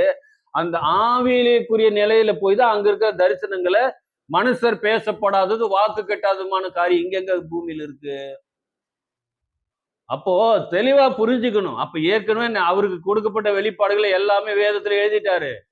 அப்ப இந்த தரிசனம் என்பது 100க்கு 100 அவர் பரலோகத்துக்கு எடுத்துக்கொள்ளப்பட்டு, அந்த பரலோகத்தை தான் என்ன சொல்றாரு, நான் பரதீசுக்கு எடுத்துக்கொள்ளப்பட்ட மனுஷர் பேசப்படாது வாக்கு கெட்டாதமான வார்த்தை கேட்டான் என்று அறிவேன் சொல்றாரு. அப்ப இங்க சொல்ற இந்த 3 வானத்தையும் பேதுரு சொல்ற 3த்தையும் எடுத்து முடிச்சு போட்டு நம்ம பேசணும்னா அது தவறான உபதேசம், தவறான உபதேசம். நல்லா நம்ம ஆராய்ந்து பார்த்துதான் நாம என்ன பண்ணணும், பேசணும் அப்படிங்கிறத இந்த இடத்துல நாம புரிந்து கொள்ளணும். அடுத்து நம்ம என்ன பார்க்கணும் அப்படின்னு சொன்னா, எசேக்கியேல் 28வது அதிகாரத்துல 12, 13 இந்த 2 வசனங்களை நாம வாசிக்கலாம். மனுபுத்திரனே, நீ தீரு ராஜாவை குறித்து புலம்பி அவனை நோக்கி, கர்த்தராகி ஆண்டவர் உரைக்கிறது என்னவென்றால், நீ விசித்திரமாய் செய்யப்பட்ட முத்திரை மோதிரம், நீ ஞானத்தால் நிறைந்தவன், பூரண அழகுள்ளவன், நீ தேவனுடைய தோட்டமாகிய ஏதேனில் இருந்தவன், பத்மராகம், புஷ்பராகம், வைரம், படிய பச்சை, கோமேதகம், எஸ்பி, இந்திரநீலம், மரகதம், மாணிக்கம் முதலான சகலவித ரத்தினங்களும் பொன்னும் உன்னை மூடி கொண்டிருக்கிறது. நீ சிருஷ்டிக்கப்பட்ட நாளில் உன் மேல வாத்தியங்களும் உன் நாகசுரங்களும் உன்னிடத்தில் ஆயத்தப்பட்டிருந்தது அப்படின்னு சொல்லி வேதவசனம் சொல்லுது. அப்போ இந்த இடத்துல இது யாரை குறித்து சொல்லப்பட்டிருக்குது அப்படின்னு சொல்லி பார்க்கும்போது, இது விழுந்து போன தூதனுடைய சிருஷ்டிப்பை குறித்து தான் இந்த 2 வசனங்கள் சொல்லுகிறது. இதுக்கு தொடர்ந்து வாசிக்கும்போது நிறைய வசனங்கள் இருக்கு, நாம் அதை கட் பண்ணிட்டோம். இப்போ இந்த 2 வசனமே போதுமானது. இதுல பார்க்கும்போது விழுந்து போன தூதனுடைய சிருஷ்டிப்பை குறித்து தான் இந்த வசனம் சொல்லுகிறது. என்னன்னு சொல்லுது? நீ ஞானத்தால் நிறைந்தவன், ஞானத்தால் நிறைந்தவன். அந்த ஞானத்தால் நிறைந்தபடினாலதான் அவன் என்ன நினைச்சான்னா, உன்னதமானவருக்கு ஒப்பாவேன்னு சொல்லக்கூடிய அளவுக்கு பேசினானா, அந்த அளவுக்கு அவனுக்கு ஞானத்தை கொடுத்துதான் படைச்சிருக்காருங்கிறத நாம புரிஞ்சுக்கணும். அப்ப அது மாத்திரமில்ல, பூரண அழகுள்ளவன். நம்முடைய ஆண்டவராக இயேசு கிறிஸ்துவை குறித்து சொல்லும் போதுதான் உன்னத பாட்டுல பூரண அழகுள்ளவர் சொல்லப்பட்டிருக்கு. இவனுக்கும் அந்த அழகு இருக்குது. அப்ப பாருங்க எப்படி சிருஷ்டிக்கப்பட்டிருக்க அந்த விழுந்து போன தூதனை எப்படின்னு. அப்போ தேவனுடைய தோட்டமாகிய ஏதேனில் இருந்தவன், இந்த இப்ப சொல்றாங்கல்ல, இந்த பத்மநாகம், படிக பச்சை, அப்போ வைரம், இது எல்லாமே உன்னை மூடி கொண்டு இருந்தது. அப்போ நீ சிருஷ்டிக்கப்படும் போது ஒரு பிரம்மாண்டமான ஒரு விழா மாதிரி என்ன பண்ணப்பட்டிருது, ஏற்பாடு பண்ணப்பட்டிருந்தது. மேல வாத்தியங்களும் கீதங்களும் என்ன பண்ண, நாகசுரங்களும் உன்னிடத்தில் ஆயத்தமாக்கப்பட்டு ஒரு பிரம்மாண்டமான ஒரு நிகழ்ச்சி அன்னைக்கு நடந்ததுன்னு சொல்லி இந்த வசனம் சொல்லுது. நல்லா கவனிங்க. அப்போ இந்த விஷயங்கள் எல்லாமே, இந்த விஷயங்கள் யாரை குறித்து சொல்லப்படுதுன்னா, விழுந்து போன தூதனை குறித்து தான் சொல்லப்பட்டிருக்கு. அப்போ இந்த 2மே ஏதேன் தோட்டத்துல நடந்திருக்க வாய்ப்பு இருக்கா? இப்ப பூமியில இருந்தது இல்ல ஏதேன் தோட்டம், அந்த ஏதேன் தோட்டத்துல இதெல்லாம் நடந்திருக்க வாய்ப்பு இருக்குதா அப்படின்னு சொன்னா, நல்லா கவனிங்க. இங்க இருக்கிற ஏதேன் தோட்டத்துல நடந்திருக்க வாய்ப்பு இல்லை. ஏதேன் தோட்டமே அதுக்கப்புறமா தான் சிருஷ்டிக்கப்பட்டிருக்கணும், அதுக்கப்புறமா தான் இந்த தோட்டம் உருவாக்கப்பட்டிருக்கணும். இது எல்லாமே மேல ஆரம்பத்துல என்ன பண்ணப்பட்டிருக்குன்னா உருவாக்கப்பட்டது. இந்த இயேசு, நம்முடைய ஆண்டவராக இயேசு கிறிஸ்து மூலமாக, பிதாவாகி தேவன் மூலமாக இந்த விழுந்து போன தூதனை உருவாக்குறாங்க. இப்ப இதெல்லாமே இந்த ஏதேன் தோட்டத்துல அவங்க எல்லாமே இங்க பூமியில வந்து அவனுக்கு இது எல்லாத்தையுமே உடுத்தி, இந்த இடத்துல கீத சத்தம் மேல வாத்திய வாசிக்கிற மாதிரி இந்த பூமியில அங்க இருந்து இங்க வந்து பண்ண வேண்டிய அவசியம் இருக்குதா? அவசியம் இருக்கா அப்படின்னா அதுக்கு அவசியம் இல்லை. அப்போ இங்க இருக்கிற இந்த ஏதேன் தோட்டத்துல இந்த விஷயங்கள்லாம் நடந்திருக்காது. அப்ப இங்க சொல்லப்பட்ட ஏதேன் தோட்டம் என்பது அப்ப எதை தான் அடையாளப்படுத்தும் அப்படின்னா, எதை அடையாளப்படுத்தும்னா, பூமியில் இருக்கிற ஏதேன் தோட்டத்தை அடையாளப்படுத்தல, பரலோகத்தை அவர் ஏதேன் தோட்டமாக என்ன பண்றாரு, சொல்றாரு. அதனாலதான் நீ தேவனுடைய தோட்டமாகிய ஏதேனில் இருந்தவன், அங்க வச்சுதான் சிருஷ்டிக்கிறாரு. யார? இந்த விழுந்து போன தூதனை. விழுந்து போன தூதனை எப்படி சிருஷ்டிப்பாரு? ஒரு குழந்தையா பிறக்க வச்சு அப்படியே வளர்த்தெடுப்பாங்களா? அப்படியா வளர்த்தெடுப்பாங்க? இல்ல. நம்ம ஆதாம ஏவாளை எப்படி குழந்தையாவே உருவாக்க வச்சாங்களா? இல்ல. ஒரு வாலிப வயசுலதான் 2 பேரும் படைச்சாங்க. அதே போல இந்த விழுந்து போன தூதனையும் வாலிபத்துலதான் என்ன பண்ணிருப்பாங்க, அங்க சிருஷ்டிப்பாங்க. இதெல்லாமே பூமியில் இருக்கிற ஏதேன் தோட்டத்துல சம்பவிப்பதற்கு வாய்ப்பே இல்லை அப்படின்னு சொல்லி நாம் என்ன பண்ணணும், சாதாரணமா பரிசுத்தாவின் மூலமாகும், சாதாரணமா பகுத்தறிவு மூலமாக புரிஞ்சுக்கலாம். அதையும் தாண்டி தேவனுடைய பரிசுத்தாவி பெற்றவங்க நாம உணர்ந்து கொள்ள முடியும்னு சொல்லி நாம பார்க்கிறோம். அப்போ இங்க சொல்லப்பட்ட தேவனுடைய தோட்டமாக ஏதேன் என்பது பூமியில் இருக்கிற தோட்டத்தை அடையாளப்படுத்தல, அது பரலோகத்தையே தேவனுடைய ஏதேன் தோட்டம் என்று வசனம் வர்ணிக்கிறத நாம புரிஞ்சுக்க முடியும். ஏன்னா இந்த அலங்காரங்கள், இந்த சிருஷ்டிப்பெல்லாம் பூமியில என்ன பண்ணல, அங்க இருந்து இங்க வந்து சிருஷ்டிட்டு மறுபடியும் இங்க இருந்து அங்க கூட்டு போவாங்களா? அதெல்லாம் இல்ல. அப்ப இங்க சொல்லப்பட்ட ஏதேன் தோட்டம் என்பது பரலோகத்தையே அடையாளப்படுத்துக்குதுன்னு நம்ம என்ன பண்ணணும்? புரிஞ்சு கொள்ள வேண்டும். சரி, அடுத்தது வெளிப்படுத்தல் 2ஆம் அதிகாரம் 7ஆம் வசனத்தை கூட நம்ம வாசிக்கலாம். ஆவியானவர் சபைகளுக்கு சொல்லுகிறதை காதுள்ளவன் கேட்க கடவன். ஜெயங்கொள்ளுகிறவன் எவனோ அவனுக்கு தேவனுடைய பரதீசின் மத்தியில் இருக்கிற ஜீவ விருட்சத்தின் கனியை புசிக்க கொடுப்பேன் என்று எழுது அப்படின்னு வசனம் இருக்கு. அப்போ இங்க ஒவ்வொரு சபைக்கு எழுதும் போது நம்ம வெளிப்படுத்தல வாசிக்கிறோம்ல, 7 சபைகளை குறித்து சொல்லப்பட்டிருக்கு. அந்த 7 சபைகளுக்கு சொல்லும் போது என்ன சொல்றாருன்னா, முடிவில் என்ன சொல்லுவாரு? ஜெயங்கொள்ளுகிறவருக்கு கொடுக்க போகிற பரிசை கொடுத்து சொல்லுவாரு. ஒவ்வொரு சபைக்கும் ஜெயங்கொள்ளுவர்களுக்கு இந்த பரிசு கொடுக்குறேன் அப்படின்னு சொல்லி அந்த வசனத்தின் முடிவில் எழுதுவார். அப்போ ஏழாம் சபைக்கு என்ன பரிசு கொடுக்கிறாருன்னா சிங்காசனம் கொடுக்கிறாரு. அப்போ 6ஆம் சபைக்கு ஆலயத்தில் தூணாக்குவேன், தேவனுடைய ஆலயத்தின் நாமத்தையும் எழுதுவேன் சொல்றாரு. இது 6ஆம் சபைக்கு. 5ஆம் சபைக்கு கொடுக்கக்கூடிய பரிசு என்னன்னா, வெண் வஸ்திரம் தரிக்கப்படும், ஜீவ புஸ்தகத்துல உன் பேர் எழுதுவேன். அதுதான் 5ஆம் சபைக்கு கொடுக்கக்கூடிய பரிசு. இப்ப நான்காம் சபைக்கு என்ன பரிசு கொடுக்கிறாருன்னா, ஜாதிகள் மேல் அதிகாரம், விடிவெள்ளி நட்சத்திரையும் பரிசாக கொடுக்கிறார். 3ஆம் சபைக்கு என்ன பரிசு கொடுக்கிறார்? மறைவான மன்னா, புதிய நாமத்தை இந்த 3ஆம் சபைக்கு கொடுக்கிறார். அப்ப 2ஆம் சபைக்கு என்ன கொடுக்கிறாருன்னு பார்க்கும்போது ஜீவகிரீடம், ஜீவகிரீடத்தை 2ஆம் சபைக்கு கொடுக்கிறாரு. 1ஆம் சபைக்கு என்ன கொடுக்கிறார் அப்படின்னு பார்க்கும்போது தேவனுடைய பரதீசின் மத்தியில் இருக்கிற ஜீவ விருட்சத்தின் கனியை புசிக்க கொடுப்பேன் சொல்றாரு. அப்ப 1ஆம் சபைக்கு தேவனுடைய பரதீசின் மத்தியில் இருக்கிற ஜீவ விருட்சத்தின் கனியை புசிக்க கொடுப்பேன். அப்ப தேவன் எங்க இருக்கிறாரு? பிதாவாக தேவன் எங்க தான் இருக்க முடியும்? அவர் பரலோகத்தில் தான் இருக்க முடியும். அவர் சார்பாதான் அவருடைய குமாரனை பூமிக்கு அனுப்புனாரு. அவர் பரலோகத்துல தான் இருக்க முடியும். அப்பதான் என்ன சொல்றாரு? தேவனுடைய பரதீசின் மத்தியில் இல்லைன்னா அப்ப இதுலயே நம்ம புரிஞ்சுக்கலாம். அப்ப எங்க இருக்கு கனி, எங்க இருக்கு பரதீஸ், எங்க இருக்குது நமக்கு இதுலயே தெளிவாகும். நம்ம அநேக விஷயங்களை பார்த்துட்டோம். இப்போ 7 கால சபைக்கும் கொடுக்க போகிற பரிசு என்பது இது பூமியில வச்சு கொடுக்கறது இல்ல. இது எல்லாமே எங்கதான் கொடுக்கிறாருன்னா பரலோகத்துலதான் எல்லாருக்கும் 7 கால சபையில ஜெயம் பெற்று அங்கதான் அந்த பரிசு என்ன பண்ண போறாரு? கொடுக்க போகிறார் அப்படின்னு சொல்லி வேதம் சொல்லுது. அப்ப பரலோகத்துல கொடுக்கப்படுது அப்படின்னா 1ஆம் சபைக்கு என்ன கொடுக்கிறாரு? ஜீவ விருட்சத்தின் கனியை கொடுக்கிறேன்றாரு. அப்ப ஜீவ விருட்சத்தின் கனின்னா அந்த விருட்சம் எங்க இருக்கும்? விருட்சம் எங்க இருக்கும்? பங்களா மேல இருக்குமா? ஒரு கட்டடத்து மேல இருக்குமான்னா அது எங்க இருக்கும்? ஒரு தோட்டத்துக்குள்ளதான் இருக்கும். அப்போ விருட்சம் எங்கதான் இருக்கும்னா அது தோட்டத்துல இருக்கும். அப்படின்னா இங்க சொல்லப்பட்ட தோட்டம் எங்க இருக்குது? பரிசு அங்கதான் கொடுக்கிறாருன்னா தோட்டம் எங்கதான் இருக்குன்னா இந்த தோட்டமும் பரலோகத்துலதான் இருக்கு. அப்ப அந்த தோட்டம் பரலோகத்துல இருக்குன்னா அப்ப பரலோகமும் என்னவாதான் இருக்கு? பரலோகமும் தோட்டமா தான் இருக்கு. அப்படிங்கிறத நம்ம புரிஞ்சுக்கணும்.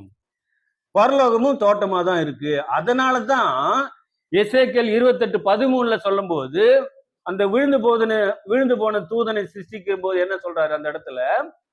நீ தேவனுடைய தோட்டமாகிய ஏதேனில் இருந்தவன். இப்ப இந்த வசனங்கள் எல்லாமே கனெக்ட் பண்ணி பார்த்தா நமக்கு புரிஞ்சிடும். இந்த வசனங்கள் எல்லாமே கனெக்ட் பண்ணி பார்த்தா நமக்கு புரிஞ்சிடும். நம்ம ஏற்கனவே பல முறை நம்ம சொல்லி இருக்கிறோம்.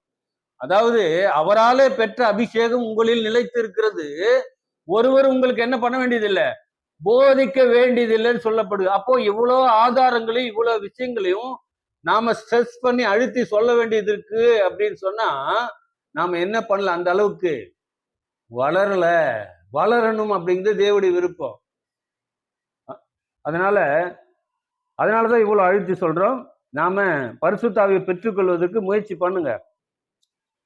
அப்போ இங்க இந்த தோட்டம் எங்க இருக்குன்னா பரலோகத்தில் இருக்கு. அதனாலதான் எசேக்கியேல் 28:13 சொல்றாரு, விழுந்து போன தூதனை குறித்து சொல்லும் போது நீ தேவனுடைய தோட்டமாகிய ஏதேனில் இருந்தவன் சொல்லி சொல்றாரு. அப்ப இந்த தேவனுடைய தோட்டம் எங்க இருக்குன்னா ஏதேன் தோட்டம் பரலோகத்தை தான் அது அடையாளப்படுத்துக்குது அப்படிங்கிறது இந்த வசனம் எல்லாம் குறிப்பிடுதுன்னு சொல்லி நாம் பார்க்கிறோம். அப்போ இங்க சொல்லப்பட்ட இந்த ஏதேன் தோட்டம் என்பது பூமியில இருந்த ஏதேன் தோட்டத்துல என்ன செய்யல, அடையாளப்படுத்தல. நல்லா கவனிங்க, நீங்க ஆதியாகமத்துல வாசிக்கும் போதே ஒரு தோட்டத்தை உண்டு பண்றாரு. அந்த தோட்டத்தை உண்டு பண்ணி அந்த தோட்டத்துக்கு பேர் வைக்கிறாரு. என்ன பேர் வைக்கிறாரு? மேல இருந்த அந்த பேருவே இங்க வைக்கிறாரு, ஏதேன் தோட்டம் வைக்கிறாரு. அந்த வாசிக்கும் போது நமக்கு தெரியும். அப்ப இதுல இருந்து நாம என்ன புரிஞ்சுக்கிறோம் அப்படின்னு சொன்னா, வெளிப்படுத்தல் 2ஆம் அதிகாரம் 7ல இந்த தோட்டத்துக்கு பரதீசு என்று பேர் இருப்பதாக என்ன பண்ணுது இந்த வசனம் சொல்லுது. அப்ப இதுல இருந்து நம்ம என்ன புரிஞ்சுக்கிறோம்னா, ஏதேன் தோட்டம் என்பதும் பரதீஸ் என்பதும் கிறிஸ்துவின் ராஜ்யம் என்பதும் பரலோகம் என்பதும் இதெல்லாம் வேற வேற இல்லை. எல்லாம் வேற வேற இல்லை, ஒரே ஒரு விஷயத்தை தான் அடையாளப்படுத்துது. அதுக்கு பேர் என்னன்னா பரதீசு அப்படிங்கன்னு அடையாளப்படுத்துது. ஏதேன் தோட்டம் என்பது வேற இல்லை, கிறிஸ்துவின் ராஜ்யம் என்பது வேற இல்லை, பரலோகம் என்பது வேற இல்லை. இதெல்லாம் எதை தான் அடையாளப்படுத்துன்னா பரதீசை அடையாளப்படுத்தும். அப்ப பரதீசுன்னு சொன்னா நம்ம என்ன புரிஞ்சுக்கலாம்? அது ஏதேன் தோட்டத்தையும் அடையாளப்படுத்தும், அது பரலோகத்தையும் அடையாளப்படுத்தும், வரப்போகிற கிறிஸ்துவின் ராஜ்யத்தையும் அது அடையாளப்படுத்தும். அப்படிங்கிறத இந்த வசனங்கள் மூலமாக நாம புரிந்து கொள்ளுகிறோம். நாம அனுமானங்களை பேசக்கூடாதுன்னு வேத வசனம் சொல்லுகிறது அப்படிங்கிறத நாம புரிஞ்சுக்குவோம். அப்போ பரலோக ராஜ்யம், அப்ப பரதீசு என்பது என்னன்னு சொல்லி நாம பார்த்தோம். அது முழுவதுமாக தேவனுடைய ஆளுகைக்கு உட்பட்ட இடம் அப்படிங்கிறத நாம புரிஞ்சுக்கணும். அப்ப அந்த பரதீசு எப்படி இருக்கும், அதுல நமக்கு என்ன ஆசீர்வாதங்கள் கிடைக்கும் அப்படின்னு சொல்லி பார்க்கும்போது, ஏசாயா 51ஆம் அதிகாரம் 3ஆம் வசனத்துல அதுல ஒரு விளக்கம் இருக்கு பாருங்க. கர்த்தர் சீயோனுக்கு ஆறுதல் செய்வார், அவர் அதன் பாழான ஸ்தலங்களை எல்லாம் தேர்தல் அடைய செய்து அதன் வனாந்தரத்தை ஏதேனை போலவும் அதன் அவாந்தர வழியை கர்த்தரின் தோட்டத்தை போலவும் ஆக்குவார். அந்த கர்த்தருடைய தோட்டம் எப்படி இருக்குமா? சந்தோஷமும் மகிழ்ச்சியும் துதியும் கீத சத்தமும் அதில் உண்டாயிருக்கும். அப்ப இந்த பரதீஸ் எப்படி இருக்கும்? இந்த ஏதேன் தோட்டம் எப்படி இருக்கும்? சந்தோஷமும் மகிழ்ச்சியும் துதியும் கீத சத்தமும் அதில் உண்டாயிருக்கும் சொல்லி பார்க்கிறோம். இப்போதைக்கு அது எதை தான் அடையாளப்படுத்தும்னா பரலோகத்தை மட்டும்தான் அடையாளப்படுத்தும். இனி வரப்போகக்கூடிய காலங்களில தான் நாம இந்த பூமி கிறிஸ்துவின் ராஜ்யமா வரும்போது இந்த பூமிக்கு பரதீசுங்கிற பேர் வரும். இப்போதைக்கு பூமியை எங்கேயுமே என்ன பண்ண முடியாது, பரதீசுன்னு சொல்ல முடியாது. பரலோகத்தை மட்டுமே இப்போதைக்கு அது அடையாளப்படுத்தும். அங்கதான் முழுவதுமாக தேவனுடைய ஆளுகைக்கு உட்பட்ட இடமா அது மாத்திரம்தான் இருக்குன்னு பாக்குறோம். சரி, இப்போ பரிசுத்தவான்கள் ஆபிரகாமின் மடின்னு சொல்றாங்க, பரிசுத்தவான்கள் இளைப்பாறக்கூடிய இடம் சொல்றாங்களே, அப்படின்னா என்ன அப்படின்னா, பரிசுத்தவான்கள் இளைப்பாறக்கூடிய இடம்னு சொல்லி ஒண்ணு தனியா ஒண்ணும் இல்ல, ஆபிரகாமின் மடின்னு சொல்லி தனியா ஒண்ணும் இல்ல, இந்த மேல் பாதாளம் சொல்லக்கூடிய இடம் ஒண்ணு, இதெல்லாம் தனியாவே இல்லை. இந்த 3 விஷயங்களும் இவங்க எதுல இருந்து எடுத்து சொல்றாங்க அப்படின்னா, இங்க சொல்லப்பட்ட லூக்கா 16ஆம் அதிகாரம் 22ஆம் வசனத்துல அங்க சொல்லப்பட்டிருக்கு. அந்த லூக்கா 16ஆம் அதிகாரத்துல ஐஸ்வர்யவான் லாசரு குறித்து ஒரு ஓமையை பேசுறாரு. அந்த ஓமையை பேசும்போதுதான் இதுல இருக்கு என்னெல்லாம் இருக்கு. அங்க போட்டு இளைப்பாரி கொண்டு ஆபிரகாம் எங்க இருக்காரு? ஒரு இடத்துல இளைப்பாரி கொண்டிருக்கிறாரு. அப்புறம் அடுத்து பார்க்கும்போது ஆபிரகாம் மடியில் இருக்கிறாரு. அப்புறம் மேல் பாதாளம், தாழ்ந்த 2 பிரிவினர் இருக்கிற, இது தாழ்ந்த பாதாளம், மேல் பாதாளம். இப்ப இவங்க சொல்ற விஷயம் எல்லாமே இந்த லூக்கா 16ஆம் அதிகாரத்தில் சொல்லப்பட்ட இந்த உவமையை பேஸ் பண்ணி அடிப்படையா வச்சுதான் சொல்றாங்கன்னு பாக்குறோம். அப்போ இது வசன ஆதாரமா அப்படின்னா இது வசன ஆதாரம் இல்லை. நீங்க வசனத்தை அப்படியே பேச முடியாது. நாம ஏற்கனவே பார்த்துட்டோம் வசனம் எப்படி எழுதப்பட்டிருக்கு. அவர் சொல்றாரு, ஒருவன் என் வழியாய் பிரவேசித்தால் அவன் உள்ளும் புறம்பும் சென்று மேய்ச்சலை கண்டடைவான். ஒரு வசனமே 2 விதமா 2 அர்த்தங்களை கொண்டதா இருக்குது. ஒரு வசனத்துக்குள்ள இன்னொரு வசனம் இருக்கு. அப்போ ஒரு வசனத்தினுடைய கருப்பொருள் எடுத்துட்டீங்கன்னா அதுலயும் என்ன பண்ண முடியாது, எளிமையா புரிஞ்சு கொள்ள முடியாது. அப்போ ஓமையும் எப்படிதான் இருக்கு? ஓமைன்னு சொன்னா மறைபொருளான உதாரணம்னு அர்த்தம். ஓமைன்னு சொன்னா மறைபொருளான உதாரணம். அப்ப அதையும் நம்ம புரிஞ்சுக்க விட முடியாது, அதுலயும் மறைபொருள் இருக்கு. தீர்க்க தரிசனம் சொல்லும் போது அது சுத்தமாவே புரியாது, மறைபொருள். அப்போ ஒரு வார்த்தை வசனம் பலமுறை பார்த்துட்டு இது எல்லாமே அப்படியே நம்ம லிட்டரலா மேலோட்டமா எடுத்து பேசிட முடியாது. எல்லாம் அப்படியே எடுத்து பேசிடுறாங்க. அதனாலதான் வசனம் என்ன சொல்லுதுன்னா, ஒருவன் போதித்தால் வேத வாக்கியங்களின்படி போதிக்க கடவன். தெளிவா போதிக்கணும். இப்படி எல்லாத்தையுமே போதிச்சு என்ன பண்ணிடக்கூடாது, ஒரு வியாபாரமாவோ ஒரு கன்ஃபியூஷனுக்குள்ள ஜனங்களை உள்ள தள்ளிடக்கூடாது. ஜனங்களும் வேத வசனம் ஆதாரம் இருக்கான்னு சொல்லி உட்கார்ந்து ஆராய்ந்து பார்ப்பதற்கு அவங்களும் தயார் ஆகணும். அப்ப இது எல்லாமே எதுல சொல்றான்னா, இந்த லூக்கா 16ஆம் அதிகாரத்தில் சொல்லப்பட்ட இந்த ஓமையை தவறாக புரிஞ்சுக்கிட்டு தான் சொல்றாங்க. அப்ப இந்த 16ஆம் அதிகாரத்துல சொல்லப்பட்ட அந்த ஓமை என்னன்னா, அதை நம்ம தனியா பார்க்கணும். ஆனா இப்ப சுருக்கமா இதனுடைய காரியத்தை சொல்லணும்னா, இங்க ஆபிரகாமுடைய மடி என்பது எதை அடையாளப்படுத்தும்னா, ஆபிரகாமுடைய ஆசீர்வாதம், ஆபிரகாமுக்கு தேவனால் கொடுக்கப்பட்ட ஆசீர்வாதம், அது புறஜாதிகளுக்கு வந்ததை விவரிக்கக்கூடிய உவமை. இன்னொரு வகையில சொல்லணும்னா, மாம்ச இஸ்ரவேலர், அவங்கதான் அவருடைய தகப்பன், அவங்க ரத்த சம்பந்தம், அவங்களுக்கு தான் அவர் சேர்த்து வச்ச சொத்து, வாக்குதத்தம் எல்லாமே, அந்த ஆசீர்வாதங்கள் எல்லாமே அவங்களுக்கு தான் கொடுக்கப்பட்டது. இப்போ அவங்க மாம்ச இஸ்ரவேலுடைய ஆசீர்வாதம் புறஜாதிகளுக்கு வர்றதை குறித்து தான் இந்த லூக்கால சொல்லப்பட்டிருக்கு, இந்த 16ஆம் வசனம். இது எப்ப சொன்னாரு நம்முடைய ஆண்டவராகிய இயேசு கிறிஸ்து? அவரு பூமியில முதலாம் வருகையில வந்திருக்கும் போது அந்த யூதர் ஜனங்கள் மத்தியில அந்த ஜனங்களை வழிநடத்துகிற வேத பாரகர், பரிசேயர், சதுசேயர், நியாயசாஸ்திரிகள், இப்படி தலைமையா இருக்கிற இவங்க மத்தியில இருந்து தான் பேசுறாரு. ஏன்னா உங்களை வச்சுதான் தேவனுடைய திட்டம் நடைபெறுவதாக இருந்தது. ஆனா நீங்க என்ன பண்ணல, அந்த திட்டத்துக்குள்ள வரல. அதனால இந்த திட்டத்தை தேவன் என்ன பண்றாரு, டிரான்ஸ்பர் பண்றாருன்னு அநேக ஓமையில நாம பார்க்க முடியும். அப்ப இததான் இந்த இடத்துல என்ன சொல்றாருன்னா, உங்களுக்கு ஆசீர்வாதம் வந்தது, உங்க ஆசீர்வாதம் இப்ப கை மாறி போக போகுது புறஜாதிக்கு அப்படின்னு சொல்றதுதான் இந்த லூக்கா 16ஆம் அதிகாரத்துல அப்படியே விவரிச்சு வர்றாரு. சில பேர் அந்த இடத்துல பேர் இருக்கிறதுனால அது உண்மையா நடந்தது. அன்பான சகோதர சகோதரிகளே, ஊழியக்காரங்களே, பைபிளை படிங்க, பைபிளை படிங்க, குருட்டுத்தனமா பேசாதீங்க. அதுல சொல்லப்பட்டதெல்லாம் படிச்சு பாருங்க. வேத வசனம் சொல்லுது, மரிச்சா அவனுடைய சிநேகம் பகை ஒண்ணுமே ஞாபகம் இருக்காதுன்னு சொல்லுது. அந்த இடத்துல போய் 2 பேர் பேசுறாங்க, உரையாடுறாங்கன்னா இது எப்படி சாத்தியம்னு சொல்லி கொஞ்சம் கூட யோசிக்க மாட்டீங்களா? கொஞ்சம் கூட யோசிக்க மாட்டீங்களா? அப்ப அவர் என்ன சொல்றாரு, அந்த இடத்துல பிளவு இருக்குது, ஒரு சொட்டு தண்ணியை விடு அப்படின்னா ஒரு சொட்டு தண்ணி எங்கிருந்து பத்தும்? தாகத்தை தீர்க்கறதுக்கு பத்துமா? அப்ப அங்க சொல்றாரு, அவங்களுக்கு ஆபிரகாம் இருக்கிறாங்க, மோசே இருக்கிறாங்க, அவங்களுக்கு இதெல்லாம் படிச்சு பாருங்க. சாதாரணமா ஒரு பகுத்தறிவாது யூஸ் பண்ணுங்க. ஏதோ கண்டதை எடுத்து பேசிட்டு போவாதீங்க தயவு செய்து. அப்ப இது எல்லாமே ஓமையாக சொல்லப்பட்டது. அப்ப வேதத்தை படிப்பதற்கும் ஆராய்ச்சி பார்ப்பதற்கும் முயற்சி பண்ணுங்க. இதுதான் விடுதலை ஆக்கும், இதுதான் பரலோகத்துக்கு ஒவ்வொருத்தரையும் கொண்டு போகும். சும்மா ஏதோ மேலோட்டமா பேசிட்டு நம்மளும் குருடராயிட்டு ஜனங்களையும் குருட்டுக்குள்ள என்ன பண்ணாதீங்க, வழி நடத்தாதீங்க. அது எல்லாமே ஓமையாக பேசப்பட்டது அப்படின்னு பாக்குறோம். பரிசுத்தவான்கள் இளைப்பாறுகளிடம் ஒண்ணு தனியா இல்ல.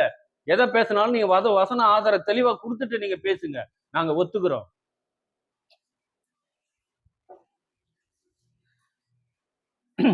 அப்போ இது நம்ம பார்த்துட்டோம். அப்ப லூக்கா 16ல சொல்லப்பட்டது எல்லாமே அது ஓமை, அது ஓமையா தான் பார்க்கணும். நம்ம பார்க்கலாம். நம்ம ஏற்கனவே ஓமையின் ரகசியம்னு பாடத்தை நம்ம வெளியிட்டு இருக்கிறோம்.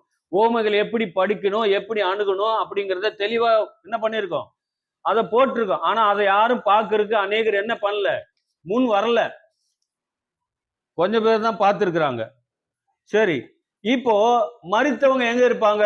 இப்போ இப்போ இப்ப இவங்க சொல்ற மாதிரி அங்க போயிட்டு பரதீசனுக்கு தனியா ஒரு இடம் இருக்கு, ஆபிரகாமுடைய மடி இருக்கு, மேல் பாதாளம் இருக்கு, அங்க போவாங்களா அப்படின்னா வசனம் என்ன சொல்லுது, மரிச்சவங்க என்ன ஆவாங்க அப்படின்னு பார்க்கும்போது பிரசங்கி 12:7 வாசிக்கும் போது அங்க என்ன சொல்றாருன்னா, ஆவி தன்னை தந்த தேவனிடத்துக்கு போகுது. அப்ப எல்லாரும் மறிச்சிட்டாங்கன்னா உடனே அந்த ஆவி எங்கதான் போகும்? உடனே நேரா போய் எங்க போயிரும்? தேவனுக்குள்ள போயிரும். காத்தோடு காத்தாக, சுவாசத்தோடு சுவாசமா போயிருன்னு சொல்லி நம்ம ஏற்கனவே பார்த்தோம். அது அங்க போயிரும். அப்புறம் சரீரம் என்ன ஆயிடுச்சு? நீ மண்ணில இருந்து எடுக்கப்பட்டால் மண்ணுக்கே திரும்புவாய்ன்னு சொல்ற மாதிரி கொஞ்ச நாள்ல சதை எல்லாமே போயிரும், எலும்பு கூட எல்லாமே மண்ணோட மண்ணாவே போயிரும். அப்போ திரும்ப எப்பதான் வரும்னா, அவர் எப்போ உயிர் எழுப்புறாரோ, எப்போ குமாரன் மூலமா ஆவியை கொடுக்கிறாரோ அப்பதான் எல்லாருக்குமே ஜீவன் வரும் அப்படின்னு சொல்லி நம்ம பாக்குறோம். அப்பதான் ஜீவன் வரும். அது வரைக்கும் எங்கதான் இருக்குன்னா, ஆண்டவரை பிதாவாகிய தேவனுக்குள்ளதான் சுவாசத்தோடு சுவாசமா, காத்தோடு காத்தா அதுக்குள்ளதான் இருக்கும். அப்ப எல்லாருடைய துன்மார்க்கருடைய ஆவி எல்லாமே அவங்களுக்குள்ள இருக்குமானா, அது இன்னொரு பாடத்துலதான், ஆத்துமாங்கிற பாடத்துலதான் நம்ம இது எல்லாத்தையுமே பார்க்க முடியும். இப்ப அது எல்லாத்தையுமே நம்ம பார்க்க முடியாது. சுருக்கமா சொன்னா, சிலருடைய ஆவி, அதாவது உயிர்த்தெழுதலுக்கு தகுதியானவருடைய ஆவி எல்லாமே தேவனுக்குள்ள போயிடும். ஆனா அடுத்தது எல்லாமே எப்படி போகும்னா, மிருகங்களுடைய ஆவி உயிர்த்தெழுப்ப வேண்டிய அவசியம் இருக்குதா? அவசியம் இல்லை. அதை குறித்து வேதம் சொல்லுதா? அதே போல மிருகங்களை போல இருக்கிறவங்க ஆவியெல்லாம் எப்படி மிருகங்கள் அப்படியே போகுதோ அதே மாதிரிதான் போகும். அதையெல்லாம் உயிர்த்தெழுப்ப வேண்டிய அவசியம் இல்லை. நம்ம இது வேத ஆதாரத்தோட எல்லாம் பார்க்கலாம். சும்மா வெறுமனே அதை என்ன செய்யக்கூடாது, அதை நம்ம பார்க்க கூடாது. அப்போ பிரசங்கி 12:7 படி ஆவி தன்னை தந்த தேவடத்துக்கு போயிருது, அங்கதான் இருக்கும். இப்ப இது எல்லாவற்றுக்குமே நம்முடைய ஆண்டவராகிய இயேசு கிறிஸ்து தான் முன் உதாரணம். அவருடைய ஆவி அவர்கிட்ட போச்சு, ஒப்பு கொடுத்தாரு. சரீரம் கல்லறையில் இருந்தது. இப்ப அவர் எப்ப கொடுத்தாரோ அப்பதான் எழுந்து வரும். ஆனா அவருக்கு 3 நாள் இருந்தது, சரீரம் ஒண்ணும் ஆகல. ஆனா நம்முடைய சரீரம் எல்லாம் என்ன ஆகும்னா, மண்ணோட மண்ணா என்ன ஆயிரும், எல்லாம் போயிடும். அப்புறம் எப்படி உயிர்த்தெழுப்பி வருவார்னா, தேவனால கூடாத காரியம் ஒண்ணுமே இல்லை. எல்லாமே அவர்னால முடியும். அது அவர்னால முடியும். மறைக்கப்பட்டது நம்முடைய தேவனாய கர்த்தருக்கு உரியதுன்னு உபாகம் 29:29 சொல்லுது இல்லைங்களா? ஆகினால நிறைய வசனங்கள் ஆதாரங்கள்லாம் இருக்குது. அதை குறித்து நீங்க கவலைப்படாதீங்க.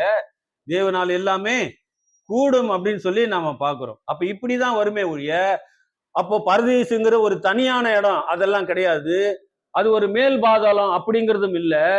அது ஆபிரகாமின் மடிங்கிறதெல்லாம் இல்ல. அது ஓமைன்னு சொல்லி நாம பார்த்துட்டோம். அதெல்லாம் விளக்கமா வரும் காலங்களில ஒவ்வொரு நாள் நம்ம பார்ப்போம். சரிங்களா? சரி, இப்போ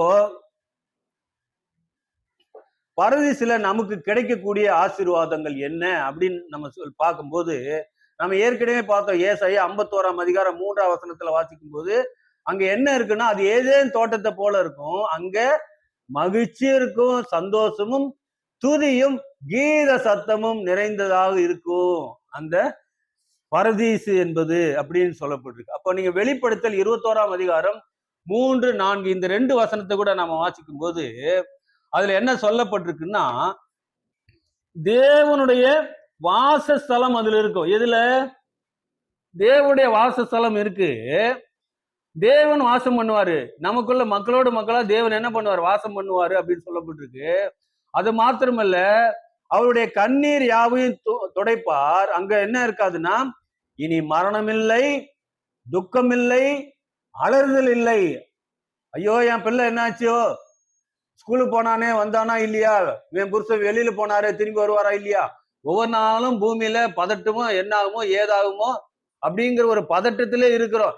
இதுக்கெல்லாம் அந்த இடத்துல என்ன இல்லையா, இது எல்லாமே அந்த இடத்துல இல்ல. அங்க என்ன இல்லையா, அங்க கண்ணீர் இல்ல, மரணம் இல்ல, துக்கம் இல்ல, அலறுதல் இல்ல.